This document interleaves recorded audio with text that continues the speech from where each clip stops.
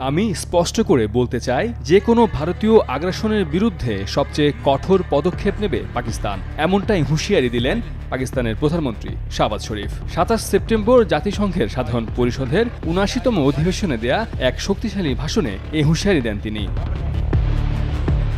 ভাষণে ইসরায়েল ও ভারতকে নির্দোষ ফিলিস্তিনি এবং কাশ্মীরিদের লক্ষ্যবস্তু বানানো থেকে বিরত থাকার আহ্বান জানিয়েছেন পাকিস্তানের প্রধানমন্ত্রী। ১৯৩ সদস্য বিশিষ্ট সাধারণ পরিষদের সামনে ২১ মিনিট ভাষণ দেন পাকিস্তানের প্রধানমন্ত্রী। এ সময় আঞ্চলিক এবং আন্তর্জাতিক বিষয়গুলোর বিস্তৃত পরিসর নিয়ে আলোচনা করেন তিনি। তবে তার ভাষণে সবচেয়ে বেশি গুরুত্ব পায় গাজা এবং ভারত ও পাকিস্তানের মধ্যকার বিতর্কিত কাশ্মীর ইস্যুটি।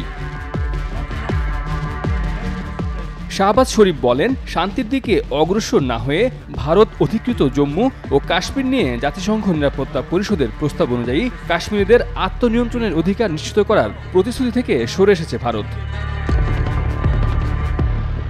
তবে পাকিস্তানের প্রধানমন্ত্রী তার বক্তব্যে ঘরোয়া রাজনৈতিক বিষয়ে মনোযোগ না দিয়ে আন্তর্জাতিক উদ্বেগের উপর বেশি গুরুত্ব দিয়েছেন।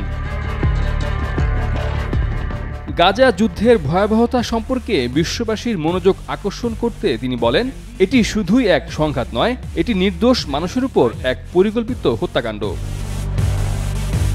ইসরায়েলের প্রধানমন্ত্রী বেনিয়ামিন নেতানিয়াহু যখন তার ভাষণ শুরু করেন, তখন ফিলিস্তিনিদের পক্ষে এক গুরুত্বপূর্ণ পদক্ষেপ হিসেবে শাহবাজ শরীফ তার প্রতিনিধি দল নিয়ে সাধারণ পরিষদ থেকে বেরিয়ে যান। পরে অন্যান্য মুসলিম নেতারা তাকে অনুসরণ করেন।